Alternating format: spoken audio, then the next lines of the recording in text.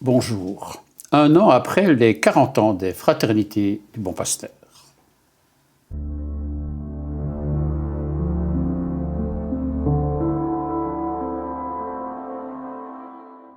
Les Fraternités du Bon Pasteur ont fêté leurs 40 ans l'année passée, en 2025.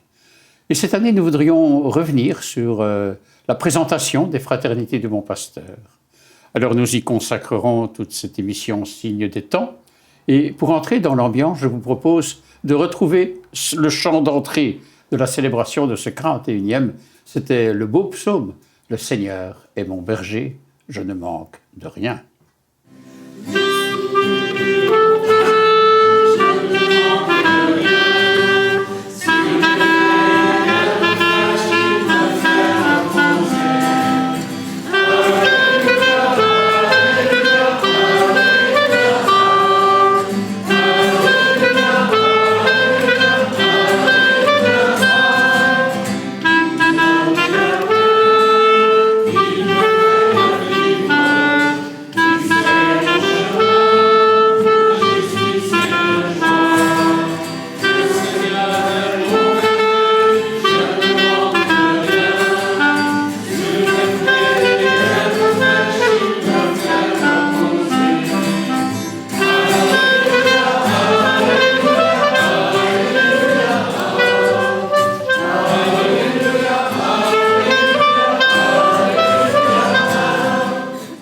Et avec nous, comme première invitée, Sylvie Lemans. Alors c'est vrai, on l'a dit, 40 ans de Fraternité du Bon Pasteur. Ça fait 38-39 ans que tu es présente aux Fraternités. Sylvie, alors c'est quand même un bail. Qu'est-ce que tu dirais de cette expérience, on peut dire déjà quand même longue durée?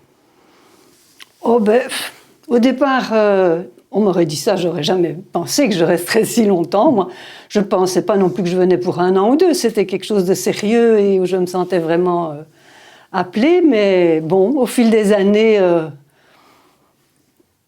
ça s'est confirmé que c'était une bonne chose pour moi, une bonne chose pour généralement. Et donc, à travers toutes les difficultés, parce que bon, c'est oui, bien sûr. pas toujours de la tarte, à travers toutes les difficultés, j'ai toujours pensé que j'avais ma place là et que j'y gagnais plus que ce que j'y donnais, disons. Et donc voilà, j'y suis toujours restée. Peut-être que ce que j'aimerais partager, c'est les défis que moi j'y vois, j'y ai vu, j'y vois. Il y a peut-être le plus, c'est assez bateau de dire ça, mais c'est le défi des différences. Hein. Ça, c'est vraiment... on est tous différents. On ne s'est pas choisi, peut-on? On ne s'est pas choisi, même si on a tous choisi le projet et on a tous donné son accord pour l'arrivée des nouveaux, mais on ne s'est pas choisi comme on choisit des amis, c'est sûr. Il y a des gens qui sont très différents les uns des autres dans leur âge, dans leur façon de fonctionner, à tous les niveaux, dans la rapidité. Il y a des rapides, il y a des lents, il y a des formations différentes, des centres d'intérêt différents. Enfin, je dirais tout est différent et il faut arriver à être en communauté ensemble. Oui, et ça en fait une richesse ou une difficulté? Ça dépend. Les deux. Les deux. Oui, les deux. Ça en fait certainement une difficulté. Mais je pense qu'être un groupe plus homogène et plus uniforme aurait d'autres difficultés. Ça en fait beaucoup une richesse, surtout. On peut dire que le visage des Fraternités du Bon Pasteur n'est plus tout à fait le même que celui qu'il était au début à sa fondation. Certainement, oui. Ça n'arrête pas d'évoluer. Et pourtant, les intuitions fondamentales restent les mêmes? Oui, oui. Tu les rappelles? Oui, au départ, on a donc défini trois piliers, la prière, l'accueil et la vie fraternelle. C'est ça. Et ils sont toujours là, et non seulement ils sont toujours là, mais chaque fois qu'on en reparle, chaque fois qu'on revient aux sources, chaque fois qu'on voit comment on veut vivre ça aujourd'hui, on se les confirme et on est vraiment tout le temps dedans. Ça, c'est quelque chose qui est qui me parle beaucoup, qui m'impressionne beaucoup, parce qu'enfin, d'autres gens sont arrivés. Les premiers, il n'y a plus que moi qui suis là. Et malgré tout, on est toujours dans cette intuition-là, qui a pris des formes très différentes, à beaucoup de niveaux. Oui. Et s'il fallait, pour le moment, faire une sorte de photo des fraternités, le nombre de personnes, qui est-il, qui sont là, etc. Comment est-ce que tu résumerais cette situation très, très riche? Il y a d'une part les habitants et puis il y a tout ce qui se passe autour des fraternités. Alors je vais d'abord parler des habitants. Il y a une bonne soixantaine de personnes qui habitent là, 15 adultes qui sont membres de la communauté de vie, qui est une communauté, mais où chacun donc, habite chez soi. Ce n'est pas une communauté comme une communauté D'où le nom religieuse. de fraternité, d'ailleurs. D'où le nom de fraternité. 15 adultes et leurs enfants. Il y a 8 enfants pour l'instant dans ces familles. Il y a 3 familles. Alors, il y a 3 logements d'accueil, de transit pour des personnes en situation de précarité. Il y a 2 colocations de 3 et 6 personnes. Il y a un code d'étudiants de 10 personnes. Et il y a des logements azimuts qu'on loue pour des périodes temporaires, pour l'instant, à d'autres personnes. Donc ça fait au total un petit village au de niveau des habitants. Oui. Au niveau des habitants. Mais il y a beaucoup de gens qui tournent autour. Alors autour de ça, les premiers concernés, je vais dire, c'est ce qu'on appelle les partenaires. Donc ce sont des gens qui se sont engagés dans la même charte, qui habitent en gros, en général, pas sur place, mais qui, d'une façon ou d'une autre, et très différemment les uns des autres aussi, s'engagent dans le projet. Il y en a qui sont administrateurs, il y en a qui sont dans une dimension de projet, il y en a qui viennent souvent à la prière, il y en a qui sont plus âgés maintenant et qui ne s'engagent plus dans grand-chose, mais qui veulent continuer à être présents et à être partie prenante. Voilà. Et puis alors, il y a tous les gens qui fréquentent ce qui se passe chez nous. Il y a donc, par exemple, la bergerie, qui est donc des salles qu'on loue à des groupes. Il y a très souvent une centaine de personnes, oui, ça n'arrête pas de passer. Quoi. Il y a la Croix-Rouge, on accueille la Croix-Rouge de Belgique. Il y a beaucoup de gens qui viennent chercher des colis alimentaires. Oui. Il y a beaucoup de choses, oui.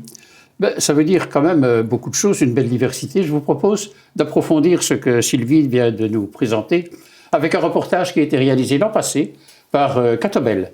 C'est avec Corinne Owen et Jean-Louis Gios, avec l'intervention et le film où participent Fabienne Verhoeven et Bernadette Verpaal. Je vous propose ce reportage de Catobel et qui se terminera par un hommage au père Charles Delay.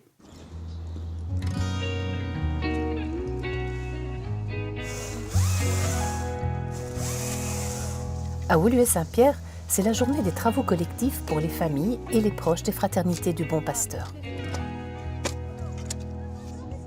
Un habitat partagé de 13 adultes et de 6 enfants, bien implanté, puisque son histoire a commencé il y a 40 ans.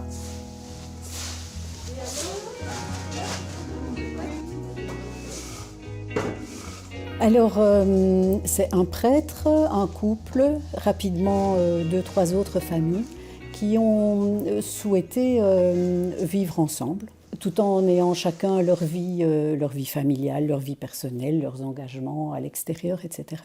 Mais en vivant une qualité de relation qui est un enrichissement pour le quotidien. Et d'entrée de jeu, ce qui était très important pour le premier groupe et qui a traversé les 40 ans, c'est que cette vie communautaire, elle s'exprime aussi dans l'accueil.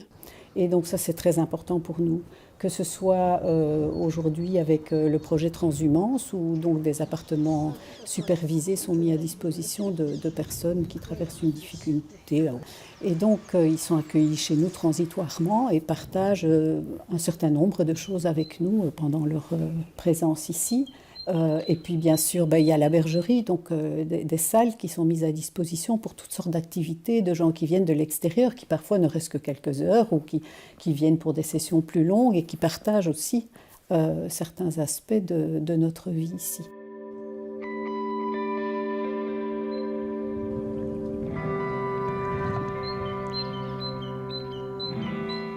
On a aussi 2 poustignats, hein.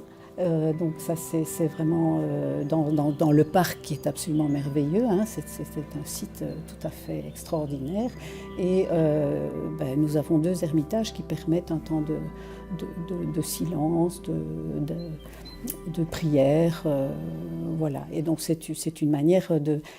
Notre vie communautaire, notre vie ensemble, elle est nourrie par l'accueil aussi des autres personnes et des autres activités qui existent sur ce site. Et ça, je crois que c'est vraiment très, très important.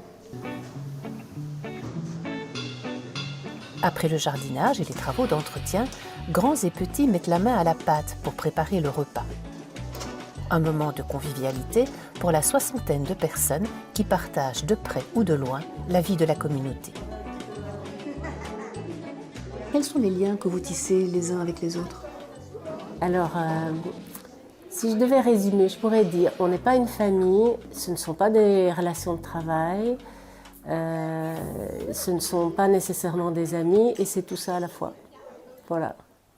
Parce qu'on travaille ensemble, on a des liens d'attention et de proximité comme on a dans une famille, mais on n'a pas les liens d'autorité d'une famille, on n'a pas les contraintes, parce qu'on est tous bénévoles ici, donc on n'a pas un patron, mais en même temps on travaille, on est attentifs les uns aux autres.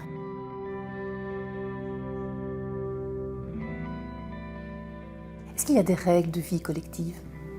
Alors, des règles de vie collective, en tout cas, quand on vient aux fraternités et qu'on est accueilli dans la communauté de manière, de manière définitive, ça veut dire qu'on s'engage à être présent aux réunions hebdomadaires, qu'on essaye de mettre les temps de prière dans notre vie quotidienne, selon les possibilités évidemment, parce que il y a les enfants, il y a les réalités professionnelles et autres. On n'a pas toujours toute la disponibilité, mais en tout cas, la dimension de prière commune est très importante.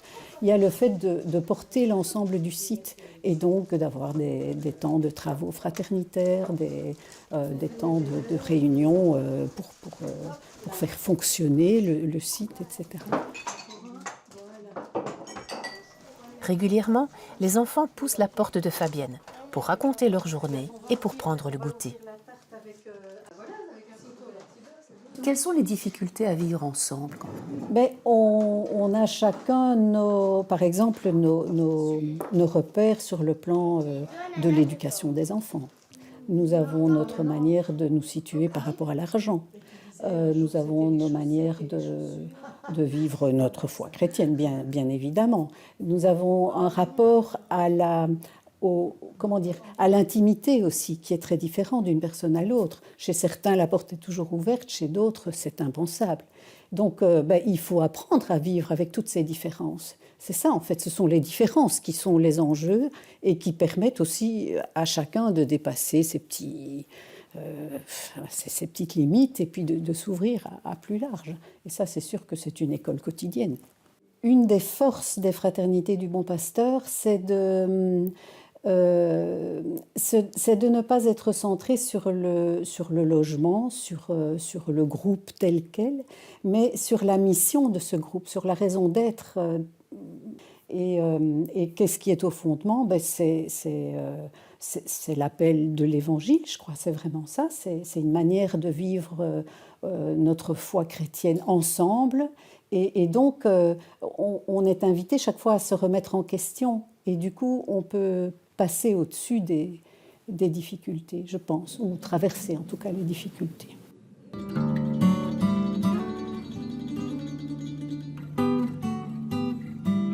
Les fraternités du Bon Pasteur, un merveilleux espace de nature au cœur de la ville où se vivent la simplicité du quotidien et de multiples engagements, le tout enraciné dans l'Évangile. Et voilà pour cette visite à la communauté du Bon Pasteur à Bruxelles. Mathilde Kervin, que vous inspire cette vie communautaire telle qu'on l'a découverte ? Déjà, je l'ai trouvée inspirante, en effet. Et ça nourrit mon espérance de voir que ce projet tient depuis 40 ans. Ça veut dire qu'il a survécu à ses fondateurs et que le projet est pérenne au-delà des personnes qui l'ont initié. Donc ça vous inspire peut-être pour l'avenir. Votre propre projet, Père Charles Délé, même question, que vous inspire cette vie communautaire ? De la jalousie. Ah, Un si beau lieu en pleine ville, c'est formidable. ça c'est vrai. Cela dit, j'ai beaucoup aimé l'articulation entre communauté et accueil. J'ai aimé aussi la réflexion en disant que ce ne sont pas des relations de travail, ni de famille, ni d'amitié, mais un petit peu de tout. Et finalement, ce qui fait l'unité, employons un vieux mot, c'est la mission. On se veut ouvert à l'accueil de toute personne qui frappe à la porte. Je trouve ça très beau. Merci à Catobel d'avoir permis la rediffusion de ce reportage et un bel hommage aussi au Père Charles Délé qui nous parle justement des fraternités du Bon Pasteur. Un bel hommage au Père Charles. Alors avec nous aussi, François et Elisabeth Van Tichelen, et vous êtes aussi engagés aux fraternités, mais sans y habiter. Alors c'est assez original, on peut demander comment est-ce que vous êtes arrivés à être responsable. Tu es responsable de la référence à la charte, Elisabeth, tu as été président de l'organe d'administration, toi François. Alors voilà, comment est-ce qu'on peut parler de ça, de ce chemin ? Pour nous, c'est un chemin qui a démarré il y a plus de 35 ans. En habitant à l'extérieur, on venait régulièrement, on participait aux Eucharisties, à la messe du Bon Pasteur, et petit à petit, on a eu l'occasion de participer au temps de prière, à l'oratoire, à d'autres sessions d'été aussi. Oui. Là, on apprenait un petit peu ce qui se vivait sur le site des fraternités, donc à côté de la grande chapelle où nous allions à la messe avec nos enfants. C'est ça. Et qu'est-ce qui vous a séduit? Je dirais, quels ont été les déclics, pourrait-on dire, qui ont fait que vous avez fait le chemin? Alors, nous sentions sur le site un esprit très fraternel et nous étions très contents de pouvoir partager ça avec nos enfants et que nos enfants puissent en bénéficier à ce moment-là, tout en allant en même temps à la célébration et ça faisait un tout. Pour nous, c'était quelque chose qui nous faisait grandir, tant nous-mêmes que les enfants. Et nous tenions à maintenir ce lien à travers le temps parce que nous sentions que c'était bénéfique pour chacun. Mais de là à prendre des engagements comme vous les avez pris et les prenez, c'est tout un chemin aussi. Et alors, une joie? Certainement une joie. Certainement, ça nous apporte beaucoup au quotidien de pouvoir... Ça nous nourrit en fait. Hein. Oui. Ça nous nourrit et on se sentait nourri par cet esprit qui régnait et qui règne toujours. Et à un certain moment, on n'a pas envie d'être que consommateur. On a vraiment envie d'être plus que ça et pleinement participant quand il y a moyen. Quoi. Mais ça veut dire aussi, Elisabeth, qu'il y a une charte qui permet d'être en référence, je dirais. Tu en dis un mot? Mais la charte, comme Sylvie vient de le dire, il y a les 3 piliers, la prière, l'accueil et la vie fraternelle. En fait, je suis référent de la charte avec Francesca qui fait partie des communautaires. Donc on fait ça à 2 pendant 3 ans. Et en fait, nous essayons de garder les liens entre les communautaires partenaires, donc les fraternitaires. On essaye de faire vivre, de rendre cette charte le plus vivant. Oui. On peut dire, Elisabeth, qu'il y a différents lieux d'appartenance, François aussi, dans la façon d'être aux fraternités du Bon Pasteur. Oui, il y a l'appartenance en tant que communautaire, donc, et puis en tant que partenaire. Et nous sommes des partenaires, nous n'habitons pas sur le site et nous avons la chance de venir partager des moments bien précis de ce qui se vit sur le site, comme le temps de prière. Comme une fois par mois, il y a des travaux fraternitaires où nous aimons beaucoup y participer. C'est vraiment une occasion pour créer des liens avec les habitants, avec les communautaires. Avec tous ceux qui participent. C'est ça.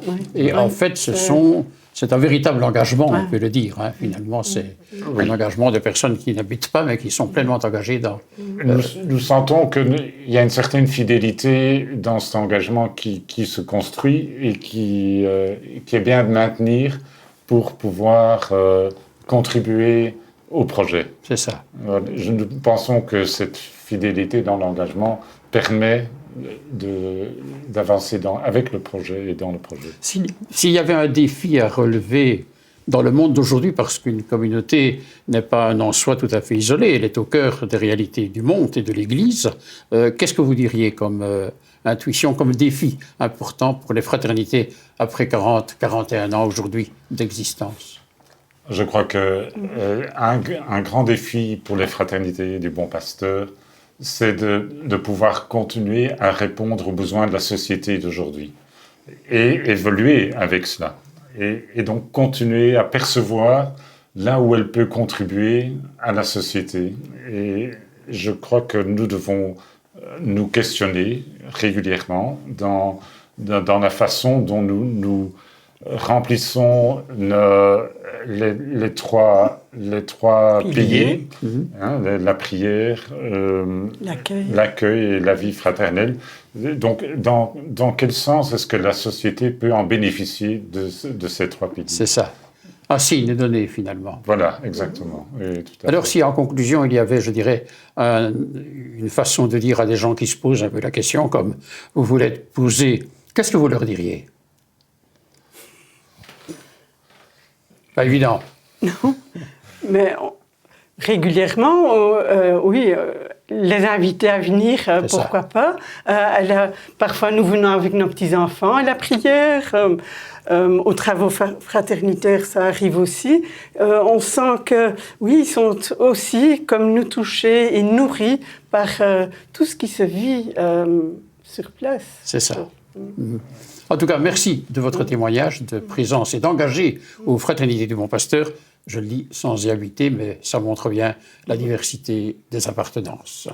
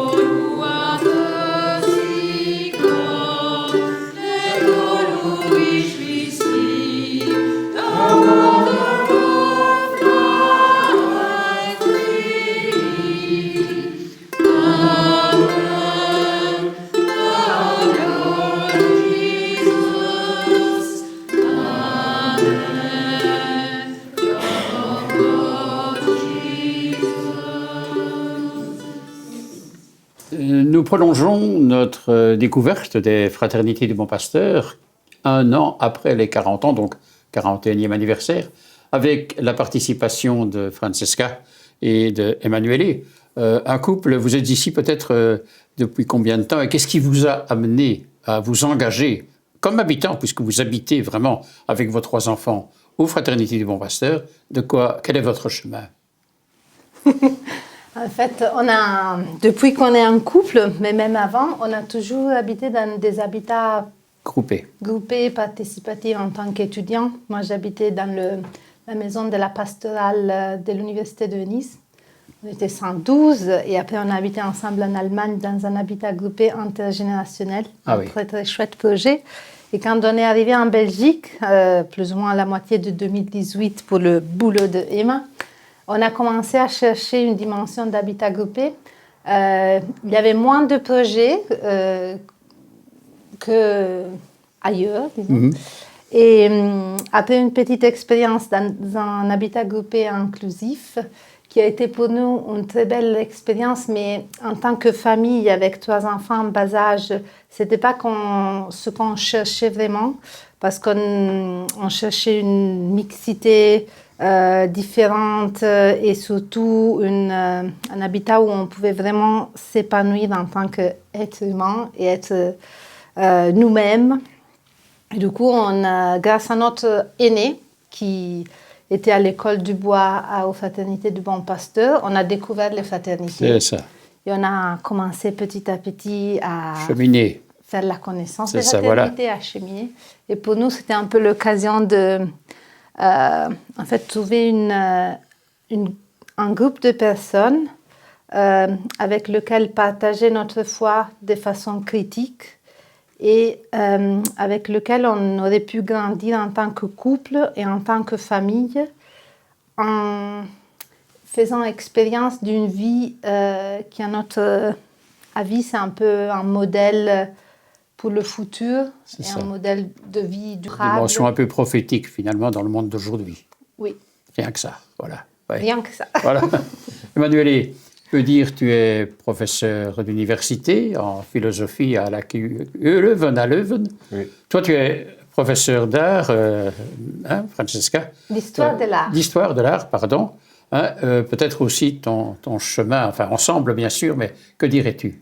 En fait, on est arrivé en Belgique parce que j'ai accepté un poste à Leuven. Et on a choisi d'habiter à Bruxelles parce que la ville nous plaît beaucoup, pour sa mixité, pour le fait qu'ici on parle beaucoup de langues, il y a beaucoup de monde qui vient de pays différents. Et on était à la recherche d'un projet dans lequel pouvoir vivre ensemble. Et dans les fraternités, on a trouvé aussi une richesse de vie communautaire avec tous les aspects de fraternité à partir de la prière, du partage, de la vie, de l'accueil, de la solidarité aussi, le dehors des fraternités. Je dirais, toi qui es à l'université, qui est engagé pleinement dans le monde d'aujourd'hui aussi, que dirais-tu peut-être des intuitions profondes et importantes que vous découvrez aux fraternités du Bon Pasteur? Je crois qu'aux fraternités, on a la chance de vivre avec des personnes avec des histoires très différentes. Et chacune vient avec sa richesse et ses expériences. Et ça nous permet de vivre ensemble une vie communautaire en apprenant l'un de l'autre. C'est ça. C'est une grande expérience d'humanité, je trouve. Et Francesca, tu as aussi accepté des responsabilités dans le cadre des fraternités. Pourquoi cet engagement? Tout d'abord parce que je crois que pour le bien du projet, pour faire fonctionner cette grosse machine, en fait, c'est parce que les fraternités, c'est bien sûr la communauté, mais c'est les fraternitaires qui entourent et toutes les personnes qui arrivent, qui croisent, qui profitent des locaux, du parc. Et du coup, au début, j'étais dans le conseil de vie pour 2 ans. Et là, avec Elisabeth, on termine notre 3e année comme référente de la charte. Et voilà, c'est chouette parce que je trouve que dans les engagements aux fraternités, chacun et chacune peut s'impliquer avec sa touche personnelle. On est tous et toutes différentes. Et par exemple, avec Elisabeth, on est très différentes, mais j'ai beaucoup apprécié la façon de gérer cette attention vis-à-vis de la charte et vis-à-vis du groupe. Elisabeth a plus de temps parce qu'elle est un peu plus âgée et du coup, elle peut disposer différemment de son temps quotidien. Elle a pu tisser des liens avec des personnes qui n'habitent pas aux fraternités. Moi, je suis plus présente aux fraternités et plus chaotique dans mes différents engagements professionnels, familiales et aux fraternités. C'est ça. Mais c'est chouette parce qu'on s'engage et on peut aussi expérimenter dans l'engagement. C'est ça. Le vivre personnellement et essayer plusieurs responsabilités aussi pour voir en quoi on peut aider ce projet à avancer, à évoluer. Et toi, tu es président du conseil d'administration, l'organe d'administration, comme on dit. C'est pas banal comme responsabilité. Alors, tu t'attendais à être appelé à ce genre de responsabilité? Non, pas du tout. En fait, c'était le 11 novembre, je crois, c'était le 24, le 11 novembre 24, c'était la journée parc. J'ai travaillé à tourner le compost et de membres de l'administration. Conseil d'administration d'alors m'ont demandé de participer d'une façon invitée à l'organe d'administration parce que depuis 2023, j'avais proposé de repenser la structure de l'ASBL pour... en fait, on doit faire face à des rénovations profondes du point de vue du bâti. Et je vais proposer d'étudier le modèle coopératif pour avoir une forme différente pour lever les fonds qui en même temps responsabilise aussi les participants et permet aussi de créer un réseau d'investisseurs sociaux. Et grand défi au niveau matériel aussi finalement alors?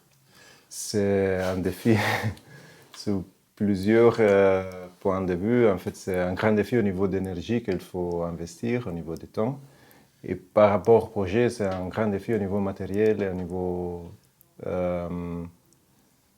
niveau, je ne sais pas si c'est le mot social, c'est le bon mot, mais en fait, il faut travailler avec les forces humaines qu'on a, avec nos forces et nos faiblesses, pour créer une équipe. C'est ça. Pour lancer un projet qui est sûrement plus grand de nous. Alors, vous avez pris le choix d'un engagement dans un projet où l'Évangile est premier, important. C'est important aussi pour vous, Francesca.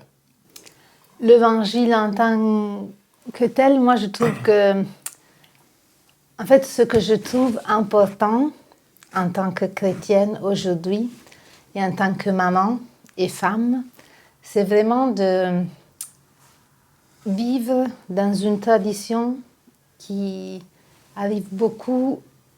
En fait, c'est une tradition que j'ai héritée quelque part grâce à mon grand-père et à mes parents. Et c'est une tradition que j'aime parce que, en fait, l'Évangile nous raconte de quelqu'un qui est un Dieu qui est devenu être humain. Et je trouve ça très important. Et j'aimerais, dans le temps qui m'est donné, ici sur cette terre, d'apprendre à être un être humain qui peut, en fait, qui s'inspire de quelqu'un qui a été si humain et si divin, qui a laissé une trace profonde, qui perdure aujourd'hui. C'est ça.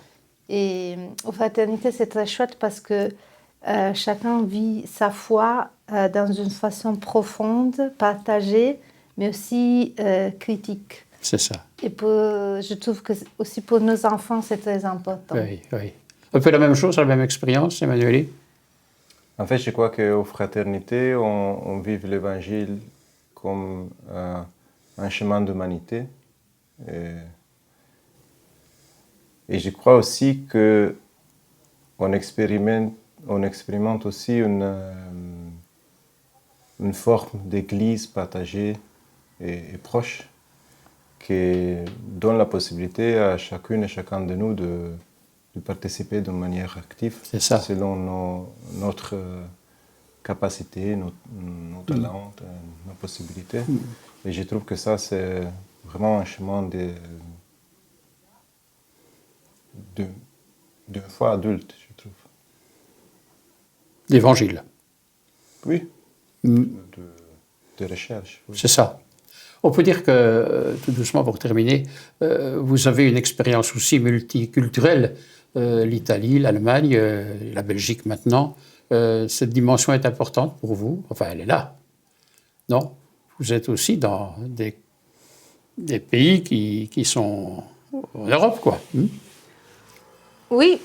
Je trouve que ce que nous avons une expérience internationale et ce que pour moi a été très chouette et un peu caractérise peut-être notre couple, c'est que chacun a pu s'épanouir et faire son parcours d'études en suivant ses passions et on s'est jamais perdu quelque part.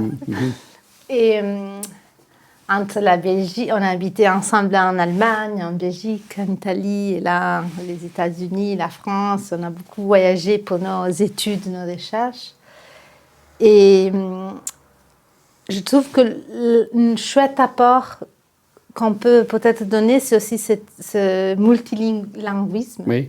Peut-être qu'on ne parle pas parfaitement français, mais on parle beaucoup d'autres langues. Oui. Et ça apporte une richesse, ça nous permet de lire l'actualité dans ce que plusieurs pays racontent. C'est ça. Et c'est de découvrir des facettes différentes et de les partager avec les autres. Oui. Même chose un peu pour toi dans cette diversité culturelle, dimension internationale. Oui, mais en même temps, je trouve que aujourd'hui, en Europe, c'est pas une grande différence d'être à Bruxelles, Cologne ou Milan. Mais c'est vrai qu'au niveau d'expérience, aussi au niveau d'expérience dans des églises, communautés ou habitats groupés différents, on peut aussi ramener aux fraternités nos expériences pour les mettre, pour les partager, pour apprendre. Et en même temps, pour pouvoir témoigner de la vie des fraternités ailleurs. Ben, merci de votre témoignage qui finalement éclaire un petit peu la vie des fraternités aujourd'hui. Vous savez, nous ne terminons jamais, je crois quand même, une émission signe des temps avec une bénédiction. Et pourtant, c'est ce que je vous propose pour terminer.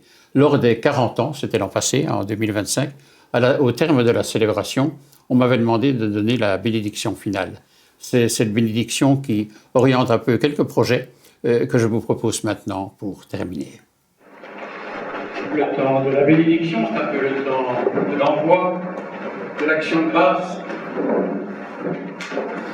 des chemins, des visages et une meilleure ouverture.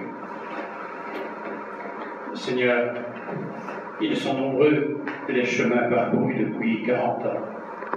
Chemins bien balisés pour certains. Chemins sinueux et tortueux souvent aussi. Mais tous conduisent à un sommet. Le sommet qui est la montagne des béatitudes. Le chemin aussi du Golgotha. Mais la révélation de ta promesse. Et nous t'en rendons grâce. Des visages aussi. Combien de visages rencontrés tout au long de ces 40 ans? Visages familiers, d'autres plus lointains, peut-être étrangers, étranges même parfois, mais visages. Et reconnaissant que chaque visage est l'icône de ta présence au milieu de nous. Et nous t'en rendons grâce. Ouverture aussi aux réalités qui sont celles de notre Église, certes, mais du monde enfiévré dans lequel nous sommes, et de retrouver, comme on l'a dit souvent ici, un lieu source de ressourcement, de guérison, et nous t'en rendons grâce. Que ce qui a été vécu soit la semence de ce qui est encore à vivre sur des chemins qui deviennent chemins de profonde humanité, chemins aussi d'éternité, au sens de l'expérience dès maintenant de ce qu'est ton royaume. Alors que ta bénédiction soit signe de l'encouragement, de l'envoi, du chemin que tu traces devant nous. Pour ce qui a été fait, nous te rendons grâce, et nous te rendons grâce aussi et déjà pour le chemin qui est de demain. Alors oui, Seigneur, que le Seigneur nous bénisse, qu'il nous garde dans sa paix et dans la fidélité à ce que nous voulons, en son nom, vivre en ce lieu. Qu'il nous bénisse et nous garde, lui qui est Père, Fils et Saint-Esprit. Restons et allons dans la paix et dans la joie du Christ. Alléluia, Alléluia. Grâce à Dieu. Alléluia, Alléluia. Et bien voilà, j'espère que vous avez un peu mieux compris ce que sont les fraternités du Bon Pasteur. Enfin, je ne suis pas tout à fait neutre dans la présentation de cette émission, puisque un peu à l'origine de ce beau et grand projet, avec d'autres, bien sûr, et donc pouvoir ainsi redécouvrir un oasis quelque part, puisque c'est quand même avec de l'espace pour Dieu, du temps pour Dieu, une façon d'accompagner les gens. Alors voilà, une découverte des fraternités du Bon Pasteur. J'espère que vous avez apprécié tous ceux qui s'y vivaient dans la diversité. Je vous souhaite une bonne semaine, une bonne quinzaine même. Au revoir, à très bientôt.